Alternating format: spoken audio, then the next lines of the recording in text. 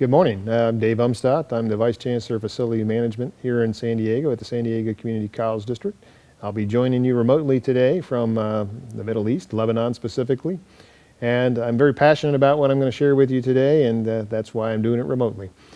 But to give you a little background about who I am and why I'm here, I have been in the engineering and construction industry for 25 years now and have been responsible for more than $1 billion worth of construction. And I've seen a lot of successful projects and I've seen a lot of challenging projects. And I'm very excited about the integrated project delivery model. We're embracing that at the San Diego Community College District, and hopefully we'll be able to share some lessons with you on how that's working for us and where we think this is going later this morning. So welcome and look forward to interacting with you. So David, what's so good about IPD? Well, I first learned about IPD about 2.5 years ago, Frank, and I was very excited about the entire concept. I spent the better part of 20 years of my career dealing with various delivery methods, but this one has some really unique aspects. And probably the primary focus is that it's really focused on the success of the project. It's project-centric, it's not interest-based.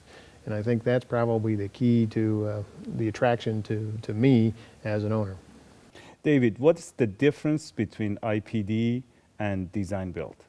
Well, integrated project delivery really means that you're taking all of the members of the team and delivering the project to a target value, to a target budget, as the case may be. Design build is similar, but not necessarily the same.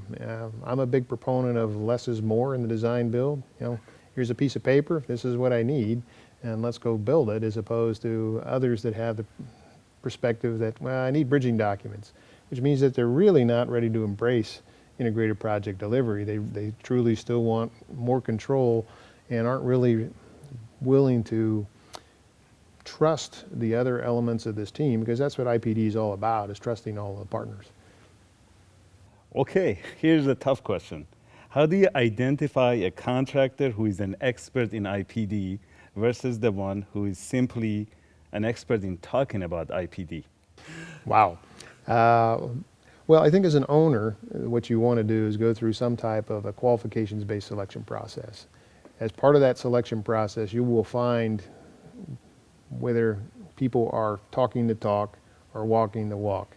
And the way that we've actually approached this is we ask the teams to come together in a marriage, if you will. We want a builder to come with a single architect on their team. We want them to bring their key trades, so that if they've got structural steel, structural concrete, the MEP, fire protection, we want them to bring those folks to the table during that selection process, so that we know that everybody knows how to work together and really what are we as an owner entering into a relationship about. So how do you differentiate between the two? How do you know which one is the real one? I think it's pretty apparent when you end up asking people questions about how have they done this before, what their philosophy is. I think you can pretty easily tell somebody who's committed and done it before, and those that are not as thoroughly committed or as experienced in delivering this type of a project. In your opinion, Dave, is an owner missing out if they're not using IPD? I think the owner is missing out a fabulous opportunity to have a great project if they don't consider this as a delivery method. Once again, coming back to the project is the center of focus of the entire IPD process. It allows you the opportunity to define what's important to you, what is your target budget, and have all the team work to that purpose, as opposed to, okay, well, I will do X and for Y dollars, and if X changes, and then Y changes, and now we're in negotiations over those types of things, as opposed to negotiations on what's in the best interest of the project. There may be some things from an owner's perspective that you really want to have, and you're willing to sacrifice other things, but without that dialogue and interchange, it's really not possible.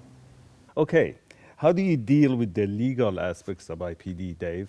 Well, it's a little simpler for us as a public agency. Here in California, we simply can't enter into a true tripartite agreement with risk sharing and risk gain, if you will, through some type of a shared bonus pool. So from our perspective, we embrace the ideas and the concepts behind integrated project delivery. We feel that that's a wonderful model. Even if we can't enter into the exact contract language, it doesn't mean you can't move forward with that as a concept and embrace it. As you know, Dave, we have a lot of architects and engineers with us today. How do you see the benefit of IPD for A&E firms? Well, I think there's some reluctance out there in the architectural and engineering community to embrace this because I don't think they understand what it might mean for them. So from my perspective, what this means is as the architect and the engineer, you're not losing control. I think you're getting an opportunity to work with those that are going to build it on the back end. Can we build this? Is there a smarter way to build this? Have we thought about this rather than what has been done on the piece of paper? We use building information modeling on all of our new projects. I mean, clash detection is a huge plus on that.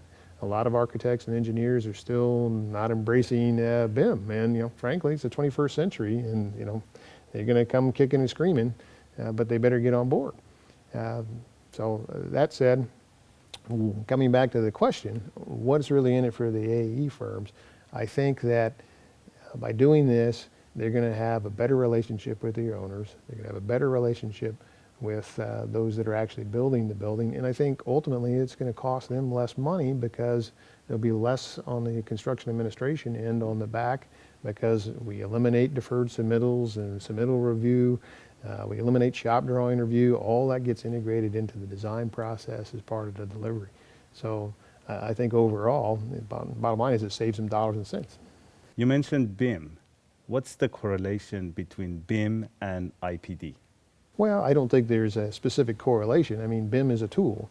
IPD is a method to deliver a project or a contract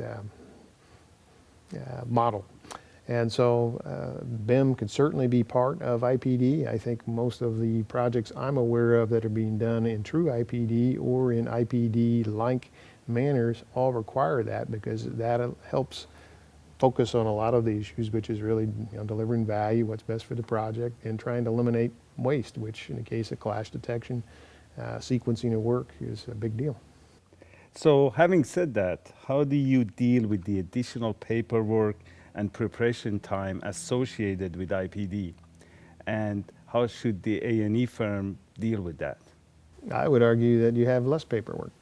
And that, as we just discussed about the architects and engineers, by integrating a lot of the shop drawings, deferred submittals, all of that into the design on the front end, you end up eliminating all that paperwork on the back end.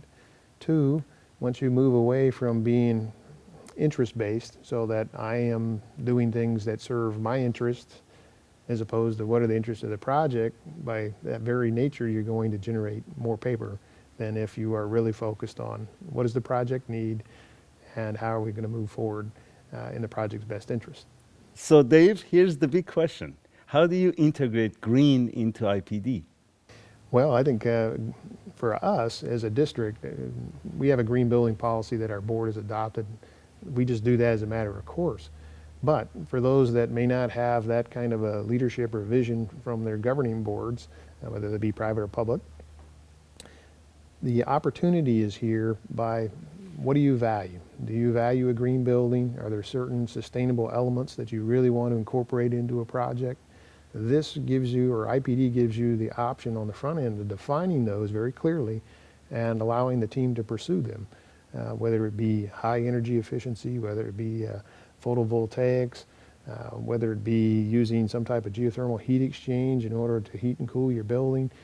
There are water conservation, whether you're going to use waterless urinals, low flow fixtures, xeriscape landscape. These are all things that can be very well defined up front as goals under IPD. Can you do this in other delivery methods? Sure, but in this case, I think it really, if you are successful in meeting your target budget, you can add value to the project with these types of things that you might otherwise not be able to afford. So do you think there is enough dollar savings in IPD that could pay for the energy saving features for new buildings? Yeah, absolutely. I think you're going to see that change orders in an IPT job are essentially zero. You have a target budget, and that's, you're going to meet or beat that most of the time.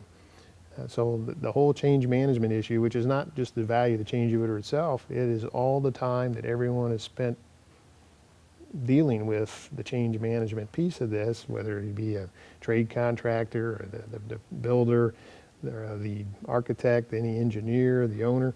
All that time adds no value to the project. It's all waste. And so that's time and money that's not going into your building or into your project for the end user to really enjoy and use. Dave, I want to thank you for your time. I really appreciate you speaking with us. We're pretty passionate about this, Yes. so thanks for the opportunity. Thank you. Yeah.